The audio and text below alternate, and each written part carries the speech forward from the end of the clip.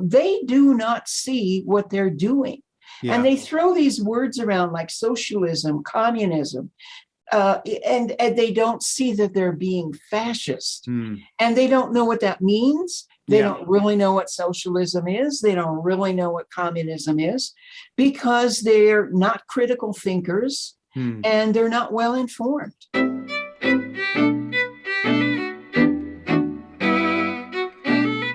Hi, this is Frank Schaeffer, and you are either listening to my podcast, In Conversation with Frank Schaeffer, and or are watching this live on Facebook or YouTube, or keyed in through Twitter or some of the other interweb avenues. And today I'm talking with someone who really interests me because she's written on a topic which I happen to know quite a bit about, because of the unfortunate fact that I was part of the problem she describes at one part of my life.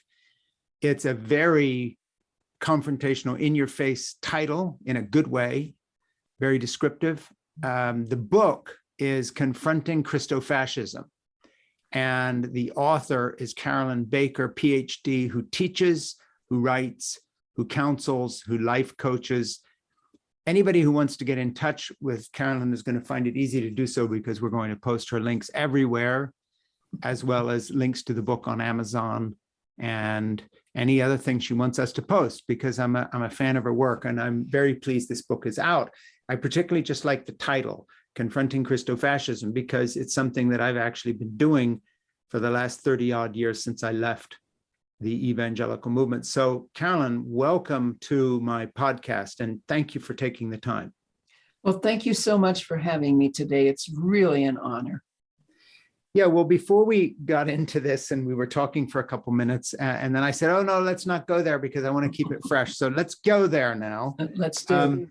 I kind of asked you casually if you had been aware of the fact that I was sort of involved in some of the things you'd written about. And I know you are, of course, but I'm just wondering, when you sort of became aware of the part my family played in the rise of the religious right, and then the melding of the religious right and the Republican Party to the point where now they're inseparable. I know you're aware of this, but can you talk, for folks who have kind of followed me on some of these platforms I'm on, about how you see my family's involvement, my part back in the day was I was my dad's nepotistic sidekick, Francis Schaeffer's nepotistic sidekick, kind of as part of that movement, and then how it fits in with your book. And that's sort of a way to get into the subject matter of your book through a little bit of a back door, maybe climb through the window a little bit, and then we'll go to the front door later and really talk about it.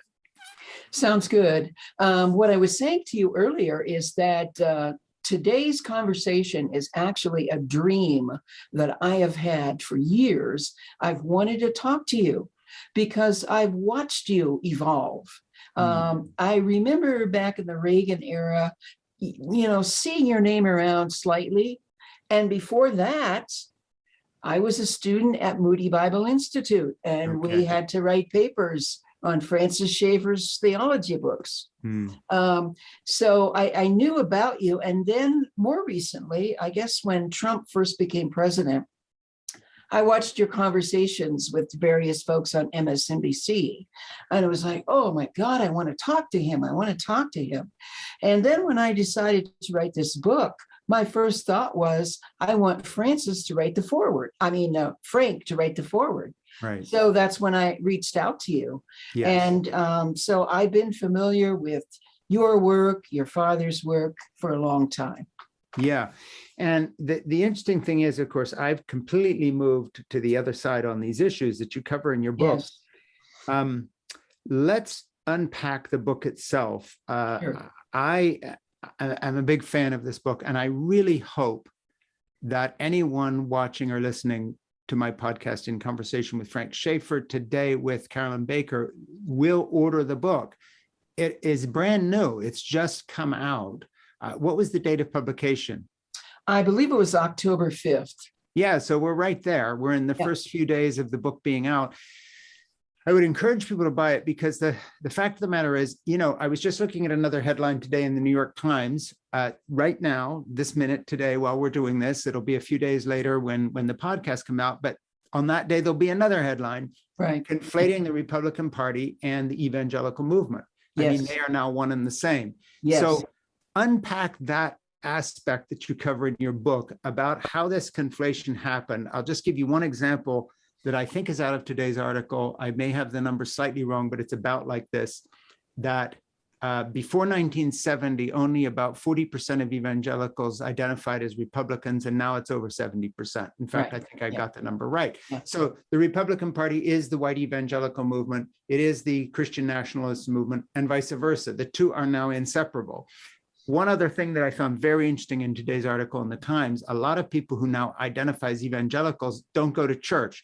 They identify as evangelicals because they are far-right Republicans. Right. And now the catch-all phrase, whether they're Roman Catholic, and here's the most surprising thing, that includes Muslims who are Republicans. Not that all Muslims are Republicans, but they call themselves evangelical. So the term has lost all meaning outside of its political context. Give us the history. March us through this from, say, when I came on the scene in the 1970s and 80s till the present. Give us a history lesson. Well, actually, I'll go back further than that. Because really, it was 1919 when William Bell Riley in Minnesota called together a large meeting in Philadelphia of evangelicals. And this was right after World War I. It was the time of the women's suffrage movement. It was the time of temperance movements. And it was a time when science was becoming more and more prominent. You had the Scopes trial in 1925. You had this great dispute between fundamentalists and scientists about evolution. And it just sort of evolved. You know, Riley called this huge meeting in Philadelphia. And from that meeting came more and more fundamentalist groups, churches, publications, Bible institutes. And then as you get into the 40s and 50s, you get Christian businessmen involved, like I believe it's William Letourneau, who was a big, he actually started the Caterpillar Corporation. He was into manufacturing earth-moving equipment. And then you get Billy Graham involved, and then you get into the 80s and the religious right. And that's sort of how it's evolved. But as you were talking about this article in the Times, which I read this morning too, I was thinking that, you know, if you go way back to 1919, it's kind of like the mentality has always been like the Republican Party of the moment. And it's very fascinating to look at some of the people who were instrumental in founding the movement beginning in 1919, who had roots and ties in the Civil War. Cyrus Schofield was one of those. And Cyrus Schofield, you know, created the Schofield Bible and was the founder of Dallas Theological Seminary. And that's when fundamentalism really took off. Yeah, I can remember my father saying, and my mother were very partial to the Schofield Bible as being sort of faithful to the word, and you know, in terms of its view of the view of inerrancy within the pages of the way it had been translated and this kind of thing. You know, the point you bring up about the long origin of it, I think also there's another aspect of that that I'd like you to talk about a little bit, and that is the conflation, this idea that they had always sort of been the Republicans of the moment. And back in the 50s, the conflation with the rabid anti-communism of Billy Graham, or the incredibly almost hysterical pro-capitalist view where any kind of state intervention on behalf of people, from Social Security to anything Roosevelt did, was dismissed as communism when it wasn't. It was just even sort of mild social safety net stuff. Right. Talk about that aspect of it in that, and you know, theorize, if you like, a little bit on why these two things fit together when you look at the longer reach of the history of Christianity in America and evangelicalism, and realize that sometimes they could have been much more pre-20th century identified with the left, for instance, in the abolitionist movement or the child labor laws. You know, evangelicals weren't always knee-jerk right-wing people. Right. There have been big branches of evangelical Christianity that have been peace movement, pro-integration, anti-slavery, something changed. And then since then, it was always sort of whatever the Republican Party is now. So if it's rabidly anti-communist, that's what we're into. If it's pro-Trump, now we are cult following him. Right. It seems to become more rabid, more Christo-fascist-like in terms of your book. But nevertheless, I think that's a really interesting point. Can you just trace that a little more? Yeah, as I talked about, this guy William Letourneau, who was a huge, successfully mega capitalist, really got involved in forming this Christian Businessmen's Association, right, and bringing in as many capitalists as they could. And of course, this was the late 40s, early 50s, and the communist hysteria was just off the charts. Yes. I remember going to, I don't know if you ever did, but I remember going as a child to Winona Lake to the fundamentalist Bible conferences that happened there every summer. I was born and raised not far from Winona Lake. Guess where we had our editing facility for Whatever Happened to the Human Race? Winona Lake. Yeah, so I remember just even when I was 4 or 5 years old, going there and hearing the communist hysteria and coming out of, and World Vision was a service organization, sort of like CARE, that was doing wonderful things to help the poor in different countries, refugees and so forth. Sure. But they became more rabidly anti-communist. And then you had McCarthy, the hearings in 1954, and it seemed that everything just moved more and more to the right. And then the cherry on top of the sundae, of course, was the 1980s and the religious right movement. Yeah, which of course Dad and I were such a big part of. Right.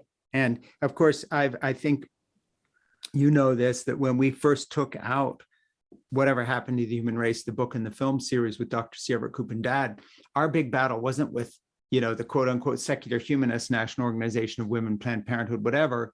Our battle was with the evangelical leaders who, like Billy Graham at the time, had kind of learned their lesson by, in Billy's case, getting so close to Nixon, and had backed off from a hard right position and was saying, I don't want to get involved in this. In fact, Billy described himself as being pro-choice. He didn't use that lingo because it hadn't been coined yet, but he didn't think that we ought to be telling women what to do about unwanted pregnancies. And Dr. Criswell, who was president of the Southern Baptist Convention at the time, was adamantly pro-choice and did it on the basis of biblical exegesis. So he would go to the Bible and say, look at this verse, look at that verse about drawing a first breath, or a woman who miscarries, it's not, you don't get the same penalty as you would for murder if you caused a miscarriage, this kind of thing.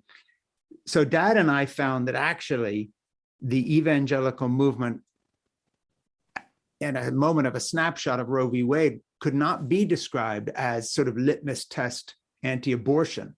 Right. We helped move that needle. And then, of course, that became again the Republican Party's position. As it is today. But before we got into it, Ronald Reagan had legalized abortion in California. Rockefeller had, these were Republicans. Right. So I guess people look at things today and think this was always cast in concrete. And one of the things I want to talk about is the fact that it wasn't, in a way, gives hope that, maybe someday some of these things can be, I guess, unhooked. So the whole package does not have to be as seamless as it is now. Do you think there's a chance of doing that? Well, I think there could be. We've got Russell Moore, or was it? Yeah, Robert Jones and Russell Moore, who were two Southern Baptist theologians who have really been speaking out against the Southern Baptist Convention. We have Beth Moore, who's not related to Russell Moore, who's been a teacher among women in the Southern Baptist Church, and she's walked away because of the pitiful attempts to investigate child abuse within the denomination. So we've got folks like that. We've got Catherine Hayhoe, who is a wonderful evangelical climate scientist at Texas Tech. So I think there are small pockets of evangelicals who are not so far right, who could get back to more social justice issues in the future. Yeah, and I'm not I forget holding my breath, but I don't know if his first name is Peter, but isn't it Peter Weir? Is that his first name, Peter? so. Or is it Weir, who just wrote this big article for the New York Times, or was it the Washington Post, on the sort of disintegration of evangelicalism, as an evangelical, lamenting that whether it's COVID vaccine resistance or the Donald Trump cult, that they're kind of losing all credibility, and how many pastors are agonizing over the direction their parishes are going in now in terms of the extremism. There's a lot of this in the air. I don't know if it's going to change anything. Let me just say, you're watching or listening to In Conversation with Frank Schaeffer, my podcast. I'm talking today with Carolyn Baker, whose wonderful book that I urge you all to read. It's a real historical document and an eye-opener, Confronting Cristofascism. Talk about the word Christofascism for a minute and what that means to you. I think I understand. I just would like you to unpack that a little bit. Sure.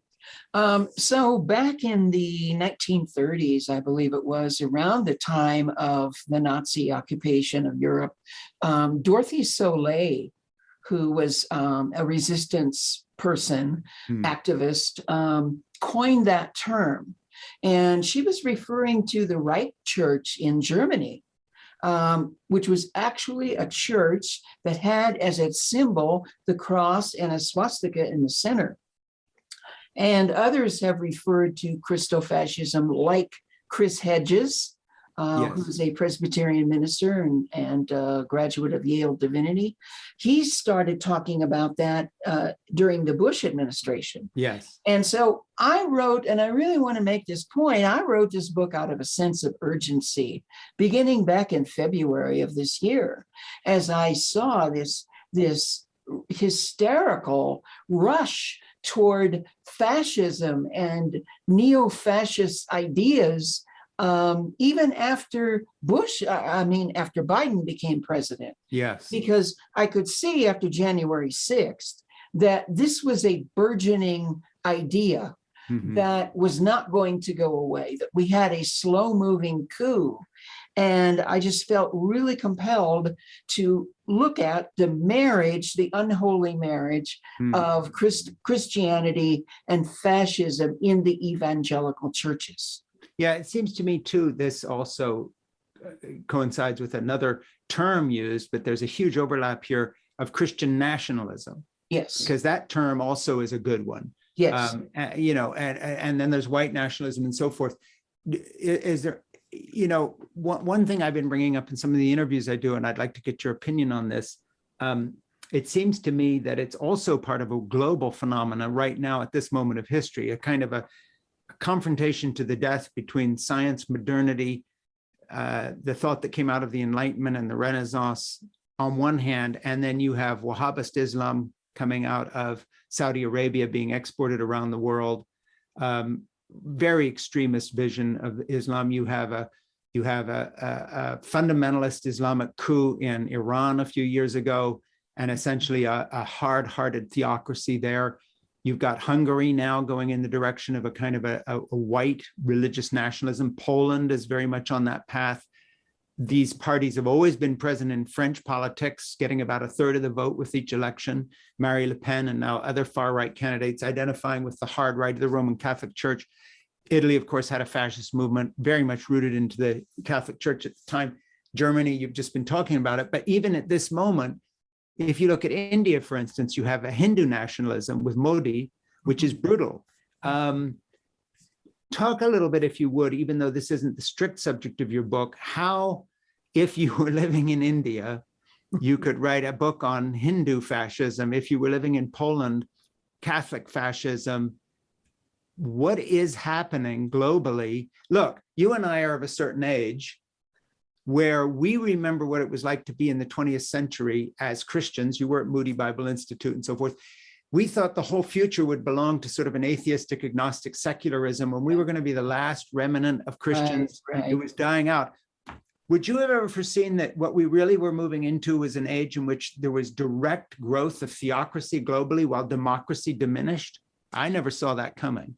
No, not at all. In fact, I was, and my family was, and my church was rabidly anti-communist. You Yes. know, it was like they were horrified when JFK was elected. Oh my Right. God, you know, the Pope's going to control us, and, you know, everything was anti-communism. Well, And he and so, he was identified by many of our folks as the Antichrist. yeah. I Oh, mean, yeah. it was an off the wall, crazy chart, you know, loony time, you know. Yeah, exactly. And in the same way, Obama became identified as the Antichrist Yeah, leader, and so on and so forth. and so on and so. And so, yeah, I certainly could never have predicted. And, you know, just in conversations with my dad, who, you know, he passed last year of COVID, but, you know, he was rabidly fundamentalist. Yes. And I tried to talk to him about fascism. And he couldn't comprehend. No, we're not going fascist, we're going communist, even a couple of years ago. Yeah. And so they do not see what they're doing. Yeah. And they throw these words around like socialism, communism, and they don't see that they're being fascist. And they don't know what that means. They don't really know what socialism is. They don't really know what communism is, because they're not critical thinkers and they're not well informed. How do you, a little footnote to what you're saying now, how do you see the intersection of the crazy gun rights movement in this country for open carry, and you've got people carrying loaded weapons up state house steps? I mean, really on the brink of armed revolution, rehearsed again and again out in the woods with all these militias and so forth. Lots of evangelicals involved in this, on the one hand, and then this insane anti-vaccine movement, which often is the same people. So, I mean, there are these odd threads of QAnon, anti-vaccine, gun carrying, open carry, Proud Boys, anybody who stands up and talks about even a social safety net for pregnant women to a group of people who say they're pro-life, but won't even pay for daycare for people. How do you see those kind of off the chart threads fitting in with what you're talking about, which is a sort of a broader historical movement, Christofascism? Again, I'll just repeat: anti-vaccine, gun rights, Trump cult, against all social safety net. How does all this fit together? Well, I'm not sure that I can really answer that question fully, but, you know, I certainly see it as based in fear and based in the notion that my freedom and what I want to do is what matters. And, you know, just leave me alone. Just let me not wear a mask. Just let me carry my guns. There's no logic in it. It's really emotional. It's really fear-based. And they're not pro-life. Are you kidding me? There's nothing pro-life about any of that. They're pro-birth. You know, but after a child is born, they could care less as to whether or not that child has food to eat and clothing and an education and so on. So I think it's extremely fear-based, it's extremely hysterical, and it's extremely entitled, and it's all about me. There's no sense of the commons. And it's all about a departure from the teachings of Jesus.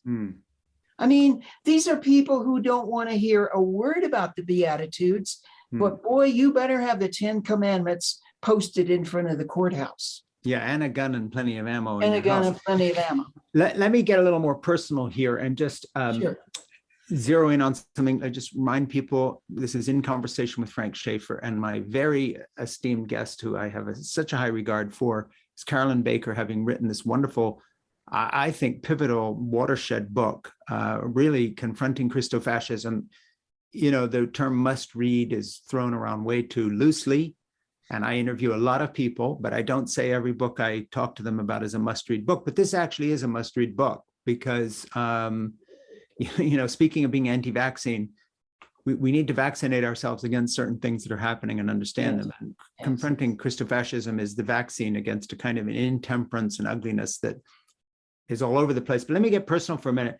You were talking about you went to Moody and you know who my family was. So I'm going to ask you, what do you believe now? And let me start by saying what I believe, so you know that I'm not asking you things I won't answer. You know, I come out of an evangelical background. I now describe myself as an atheist who believes in God. And by what I mean by that is I'm someone who believes in uncertainty and ambivalence and paradox being okay.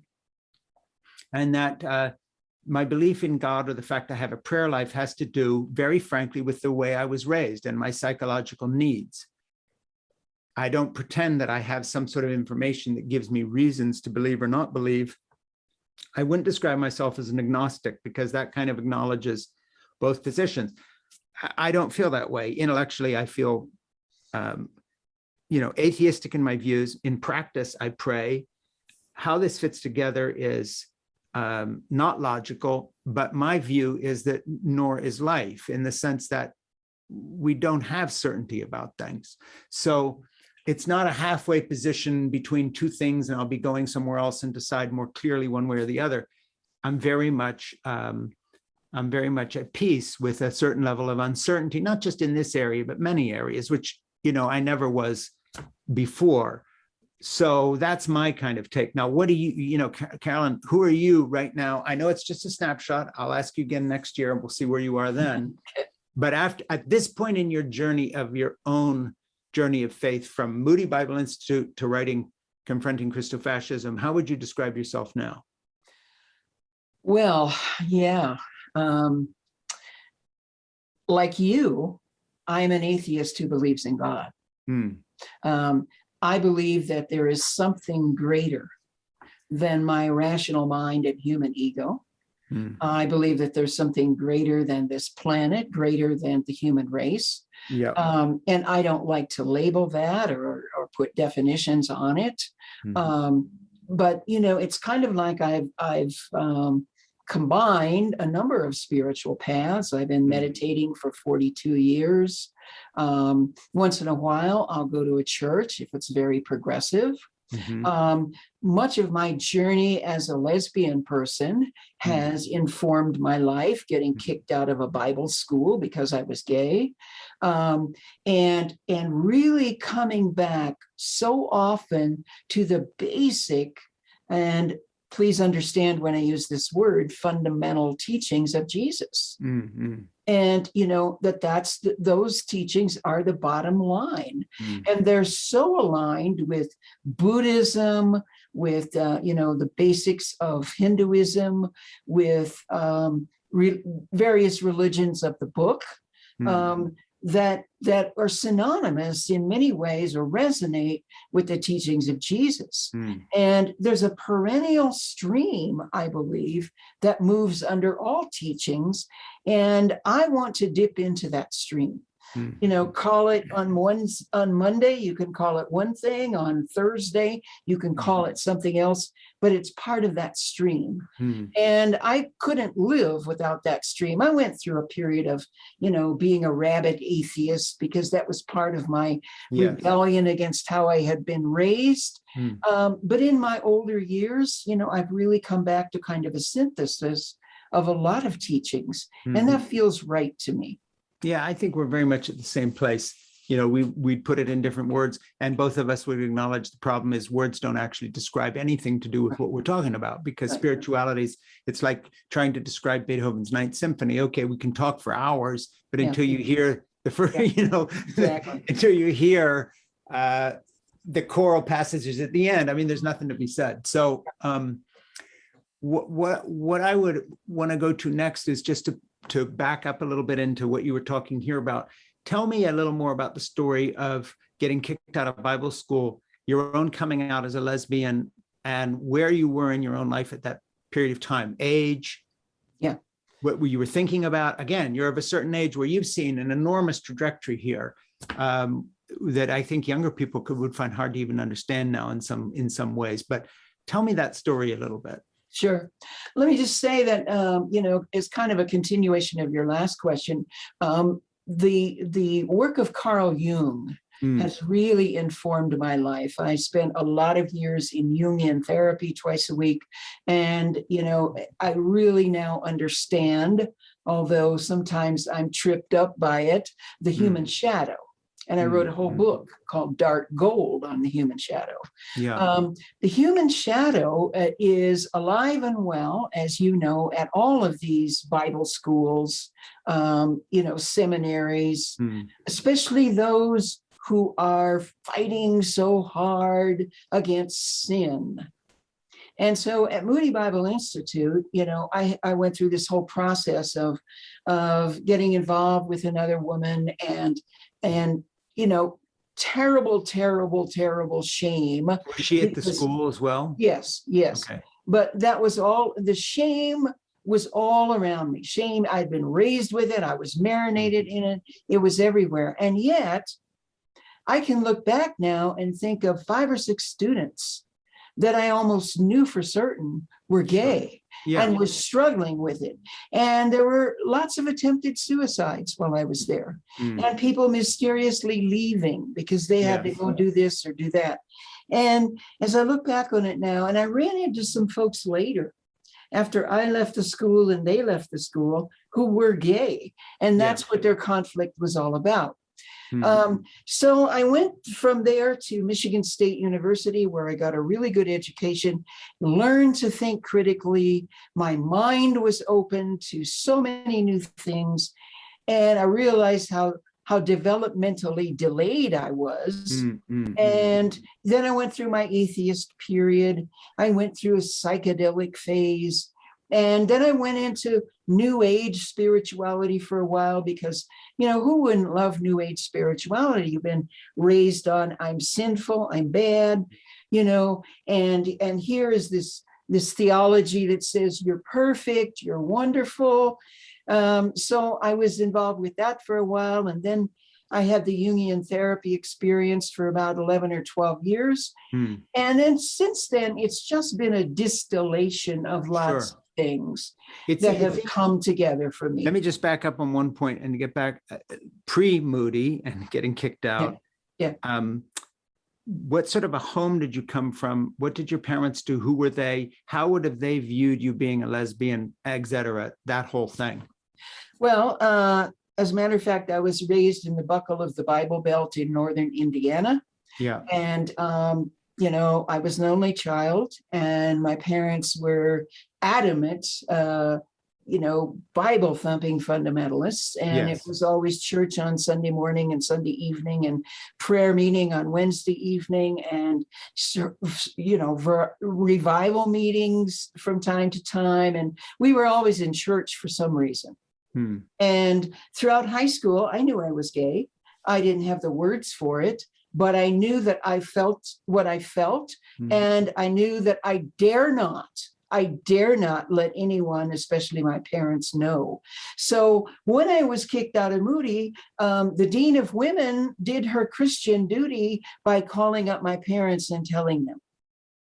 And that was, that set the stage for a pitched battle for decades of my life with my parents. And I would come back to them and, try to have some sort of relationship with them until they would, start their proselytizing again. Then I would flee, and it was back and forth, estrangement, connection.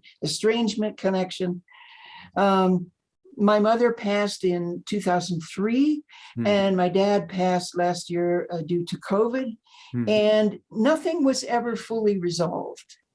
I mean, I with my father, I helped him get into a nursing home. I helped make his life as comfortable as possible in his last years. That was my commitment to him, and I was adamant about following the teachings of Jesus. In that regard, I could have said, screw you, you've never seen me for who I am, I don't care what happens to you, but I chose not to go down that road. And I'm really glad I made that choice. And in many ways, there was a reconciliation, but so much was not there. Now, one thing in terms of backing up on that a little bit, we were going back and forth to Moody Bible Institute, Wheaton College, that whole sort of Bible Belty thing around the Chicago area. I spoke at Moody a couple of times. We held one of our seminars in one of the big Moody auditoriums.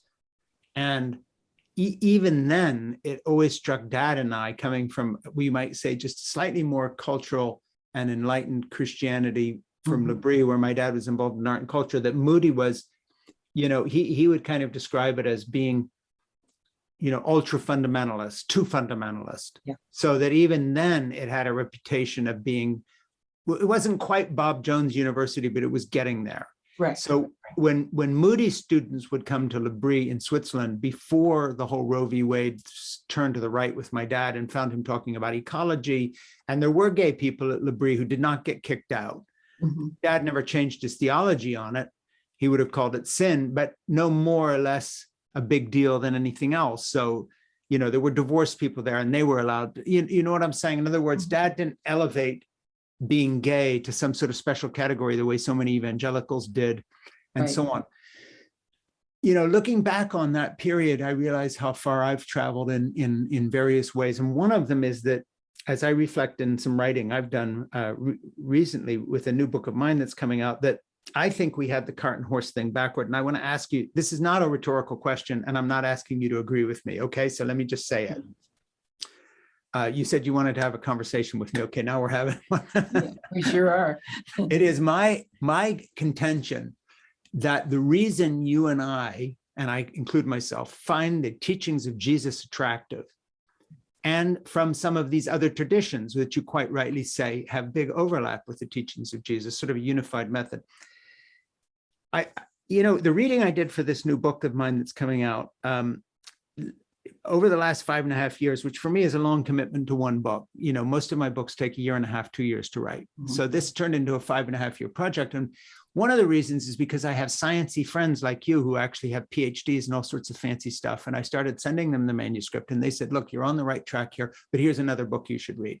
And having read that, here's another thing you ought to do. So 5.5 years later, this book was done. Then COVID hit and I reread it to sort of do that. Okay, long preamble.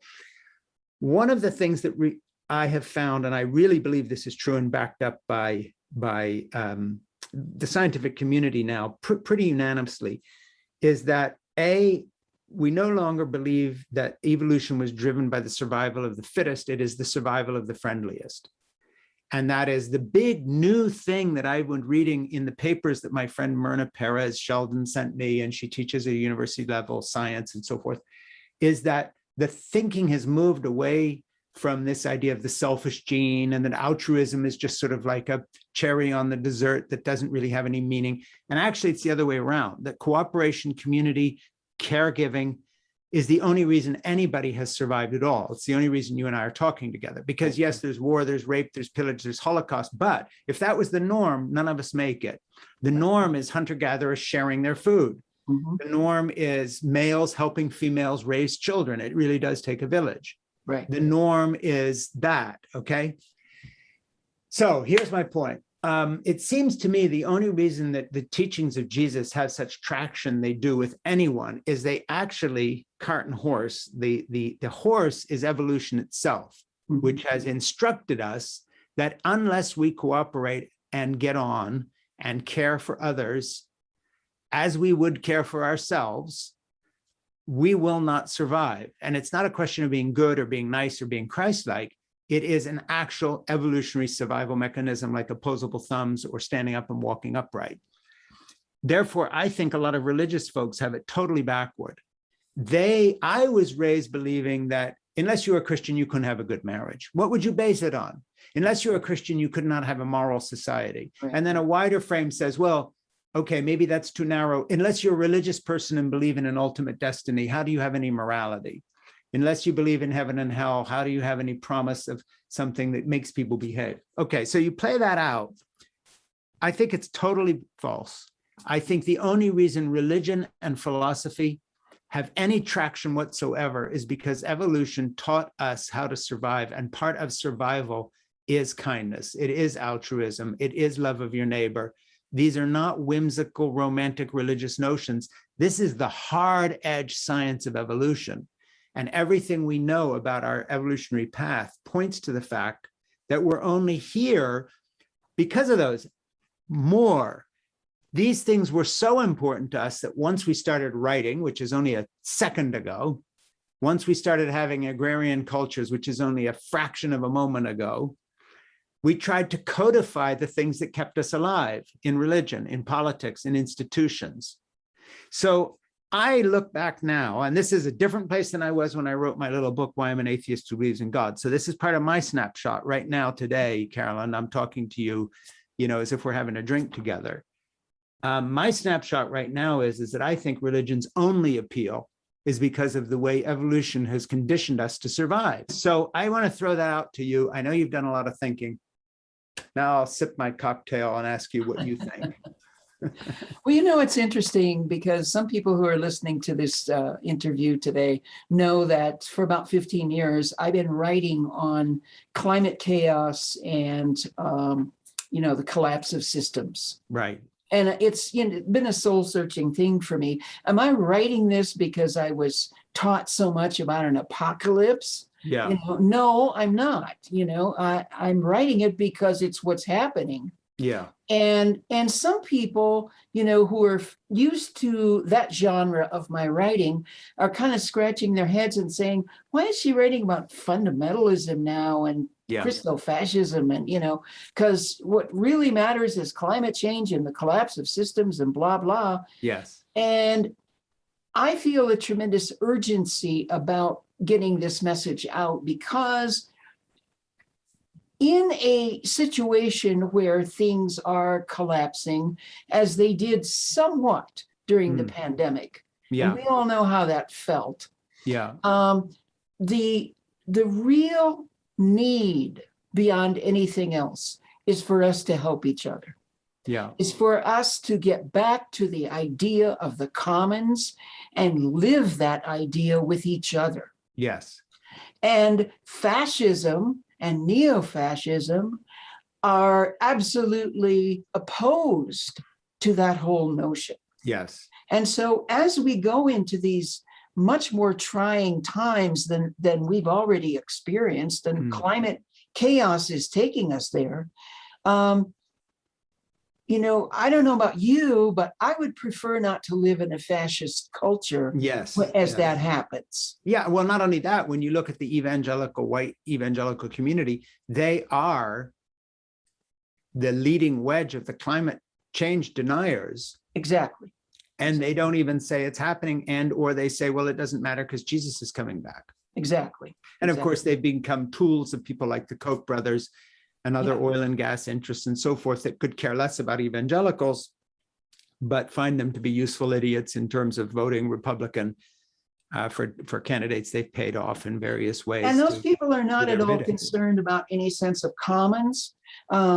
They might take care of, some other folks in their little terrorist cell, but they're not passionate about kindness and caring and making things easier for the other person at all. Yeah, and I would just add, the problem with that is not because they are no longer following Jesus, which could also be said. Yeah. But the problem with that is that if we want to be happy and live joyfully, the first prerequisite is to recognize what reality is to the extent that you're not fighting against it. Yes. Whether that's your sexuality, if you are born gay or trans or non-binary, you figure it out and you live that way. But it also has to do with not running into brick walls with your head down and smashing your forehead open. It has to do with the fact that you've got to recognize there is such a thing as climate change. But another big area is that in terms of altruism and caring for others, this is actually a survival tactic. So when you see that, 4 times more police officers commit suicide than die in the line of duty, or you see the statistics on loneliness that people like the Cigna Insurance Group have done, and how it's just on an exponential rising curve, the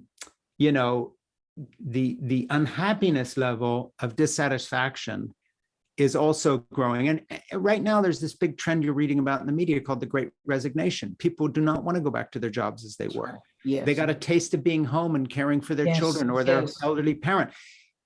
COVID, in a way, forced everybody to do an experiment. And that is, what would happen if capitalism went away for 5 minutes and you just sat at home with the people you love most, or discovered how lonely you were because you've cut off all those things, because you've been such a selfish disciple of Ayn Rand. You've been just doing your individualism. How's it?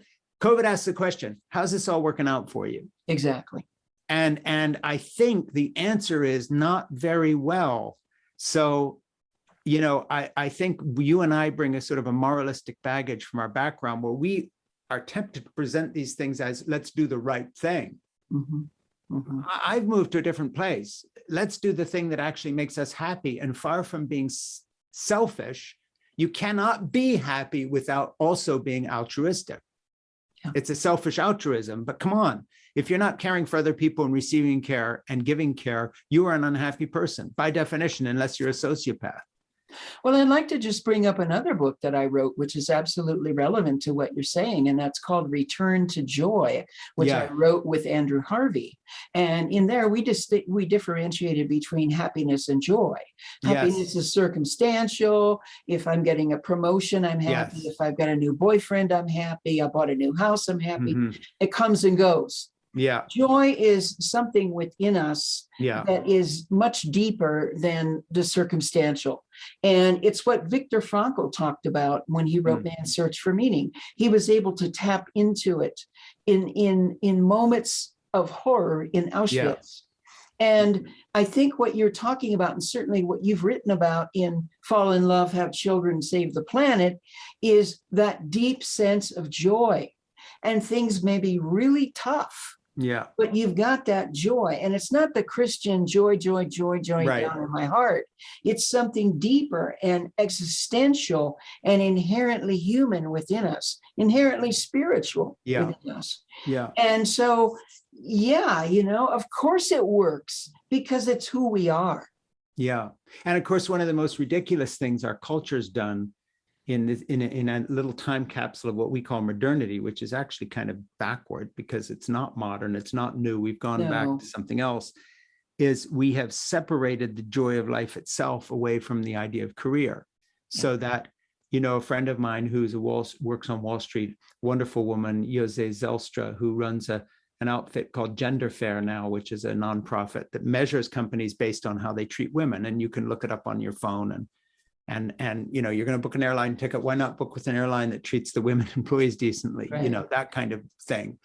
But Jose was saying the other day, did I realize that how many women have come out of COVID trying to hide their pregnancy and the fact they had a child because they think it'll hurt their chance to return to the labor market, because our system was designed by rapacious capitalist men who ironically followed a woman prophet, Ayn Rand, the great man, which is another sort of fascist idea of the big hero leader, Mussolini, Hitler, whomever. Yeah.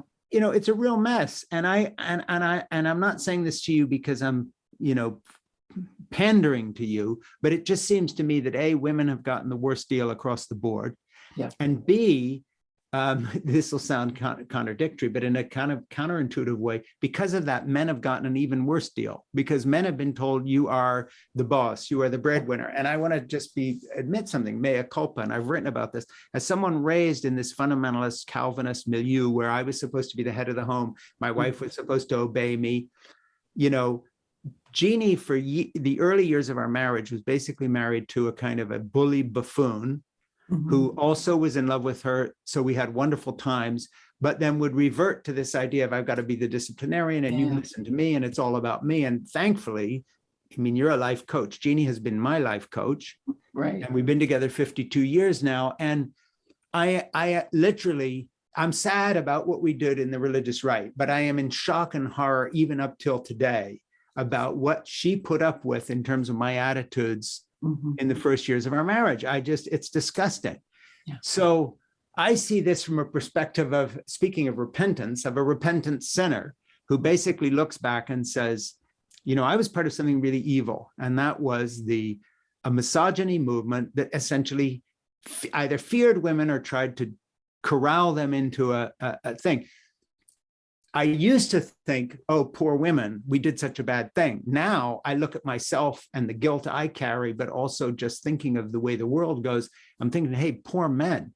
The human race really needs to understand that feminism is an evolutionary step, and that unless women are given a place of leadership and the ability to work in a culture where they can go have babies and not have to hide their pregnancy, or not have babies and just be fine, or be a lesbian, or be a vice president, or be a homemaker, that it's all part of one thing, I just feel very, very, very compelled at this part of my life and pushing into my 70s to try to undo some of the damage we did in our little misogyny movement that my father and I unfortunately helped along. I just, let's talk about that a little bit. In terms of Christofascism, talk about the misogyny that just goes with it. Oh, absolutely. Yes. I believe that misogyny hurts everyone, including men and children. Back in the 90s, when I was living in Northern California, I was a feminist and still am. But I was also deeply connected with male friends who were, doing men's work with Robert Bly and Michael Mead and others. And we had these gender reconciliation groups where we'd all get together and we'd talk about what it was like to be women in this culture and what it was like to be men in this culture. We did, I remember one time we did this very powerful fishbowl exercise where the men sat around a circle of women as we talked about what it's like to be a woman in this culture. And we poured out our hearts. And many of these men had never heard it before. They never had the empathy that they were able to experience as they listened to us. Then we reversed it. The women sat around the men, and the men talked about what it was like to be men in this culture. And we never heard the pain and the suffering that came from men like we did that day. And it resulted in this fantastic connection with all of us, and tears and joy and celebration, but a deep sense of compassion for each other. And I absolutely believe that, one of the things that can come from what you're writing about in your new book is this reconciliation like we've never experienced since we were hunter-gatherers, where we can really, really be working together and helping each other. And man, as things deteriorate in terms of the climate and the collapse of systems, we are desperately going to need that. We certainly are. Let me remind people you are listening to and or watching In Conversation with Frank Schaeffer, which is a podcast produced by my friend Ernie Gregg. Thank you, Ernie, for making all this possible, by the way. And I am now talking to someone that I greatly admire, Carolyn Baker, who has written this incredible seminal book. It's a watershed book, Confronting Cristofascism. You have to read this book. Please go to Amazon or wherever you buy books and get it today, not some other day, and give a few away as presents. It seems counterintuitive to give a book called Confronting Cristofascism for Christmas, but actually that is the Christmas message. Yes, it absolutely. I mean, seriously, it is the Christmas message. If you're not, they keep talking about taking Christ out of Christmas. Well, guess what? The right wing has taken Christ out of Christmas and turned it into a fascist movement. Yeah. You want to put Christ back in Christmas, give Confronting Cristofascism for Christmas, tie a red ribbon around it, put it at somebody's door.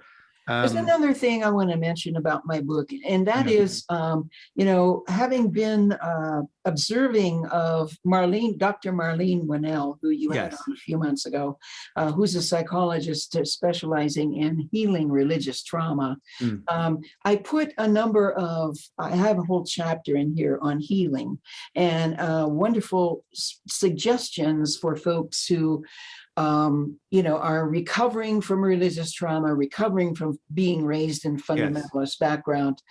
So I just, the book is part history, it's part psychology, it's part memoir, it's part political plea. Yes. And I would hope people who have gone through the system, as in homeschooled, Christian schools, colleges, Bible college, and who are trying to get the ringing out of their ears, let this book guide you. Yes. Because Carolyn's been there before you were and learned something along the way. Speaking of which, in the links we're going to put to you, I know you do some counseling and so forth. Are people going to be able to get in touch with you and avail themselves on a personal basis of some of your counseling? How do you work that? Just connect with me at my email address, which is carolyn@carolynbaker.net. Okay, and Ernie, let's put that up as well as the book title. It links to the book so that people can, wherever this is, they can connect, because a lot of us, speaking for myself, need a friend like Carolyn who helps guide us away from ourselves, as it were, and into some new and better place. And so my sense is, let's, take advantage of that. And also, I'd like to just let everyone know that I, for the past 15 years, have produced a daily news digest that is subscription-based. You can find out about that at my website, carolynbaker.net. Click on the subscribe tab. This is a compilation of economic, environmental, civil liberties news every single day, 7 days a week, unless I'm sick or traveling.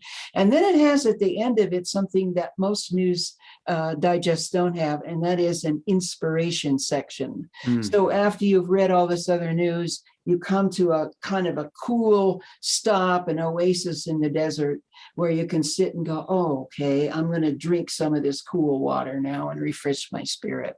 Yeah, and I would think that you would be someone that would be able to provide people with, help them take a deep breath and look back maybe with a little less anger or bitterness or trauma.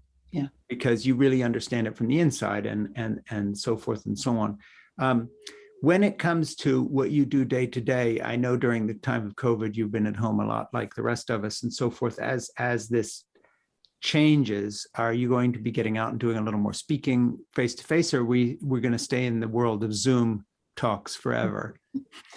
Well, that kind of depends on where COVID goes from here. I am not real optimistic about where COVID goes from here, right? Because these variants, continue to evolve and mutate. And, if we continue to do what we're doing to the earth, yes, I don't see that changing anytime soon. I think we're going to have more pandemics, and we may not be as fortunate as we have been with this one to get a really good vaccine and booster. Yeah. So I'm going to just see how it goes for a while. I'm doing everything online right now, but at some point I will be available to travel if the environment permits. Yeah. I just remind people, this is In Conversation with Frank Schaeffer, and please like and subscribe to this podcast and make sure you add it to your network. And we're going to always bring interesting guests to what we are doing, like Carolyn Baker. So you can count on that. And let me just mention that you wrote the foreword for this book. So yes, I did. I didn't want to say that in the sense of like I'm pitching your writing, not mine. Yeah. But obviously, I don't write forewords for books very often. And I wrote the foreword to this one, meant every word of it. And I think I supplied you with a pretty good one in the sense that you seemed happy, and your editor did too. And I meant every word of it. I mean, I talked about the fact that this was a really big deal, and it is a big deal book. So Confronting Cristofascism with a foreword by Frank Schaeffer. There you go. Please buy the book. My new book, Fall in Love, Have Children, Stay Put, Save the Planet, Be Happy. I would have said be joyful, tagging off you, but I said be happy because it's, it comes out easier. I like it. Comes out November 2nd, which is exactly 7 days from today. Now, some of you are going to be listening to this podcast a little later, and it will be out. So please order that. And I really appreciate any support you all can give me on that.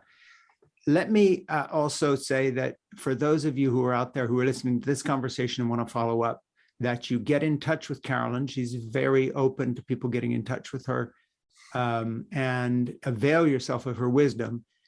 And that goes for anybody who's come out of this background. And I imagine, let me ask you just as we wrap things up here, do you hear from other people who have come out as gay? I'll give you an example. My good friend, Mel White, who edited our movies for Gospel Films and ghost wrote books for Jerry Falwell and Pat Robertson and all these other people as an evangelical ghostwriter, came out as gay, left his wife, and has a relationship with a man, and has remained one of my best friends in all the world, and has been for years. You must have a number of people gravitate towards you who share at least that part of your journey. Oh, absolutely. Yeah. I'm familiar with Mel's work, and I know who he is. Yes. Many people who are LGBTQ and have come from a similar background. There's a tremendous resonance and kinship with those folks. We carry the battle scars, and we also carry the healing. Yeah, yeah. And I think when it comes to some of the battles that face us ahead of time, I put in my new book that the blueprint was really written by the gay rights community in the 70s and 80s that made the right to love an issue and a political issue. And what I'm advocating is that we all do the same thing and say we want to put relationships and the quality of our relationships ahead of commerce, ahead of consumerism, ahead of job title. Yes. So we need some of the courage that the gay community, people like you, have shown us by coming out at a time when it was very difficult to do so and then sticking with it. Because, our culture takes away the right to love. And I'm not talking about sexuality. I'm talking about the right to put human values first. And yes, why don't you talk about that a minute and then we'll wrap up. Sure. Well, yeah, our culture really does squash connection, relationship. And I don't mean romantic relationship necessarily, but we are a very isolated culture, and COVID has made it worse. Yeah. Yet even amid the isolation that we experienced, I know so many people who experience deeper connection with themselves, with each other, with the earth, with the spiritual realm, because it just kind of made that happen. And it kind of drove us to that place. And I'm so grateful that that has happened. It's been one of the great blessings of this horrible, tragic experience in the last 2 years. Well, we'll leave it there. And Carolyn, all the best with the book. Come back and talk to us some more. Always write to me and ask for any favor. It shall be granted unto thee. And I hope I can do likewise. I'll support your book. And I'm so glad I got a chance to write the foreword to something so significant as your book, Confronting Cristofascism. And I just urge one more time, you have to buy this book. You have to help spread the word. It's a very, very important book, and it's extremely well researched and well written. It was my privilege to write the foreword to it. So thank you. And we will talk again in the near future, I hope. Thank you. Thank you, Frank. Thank you.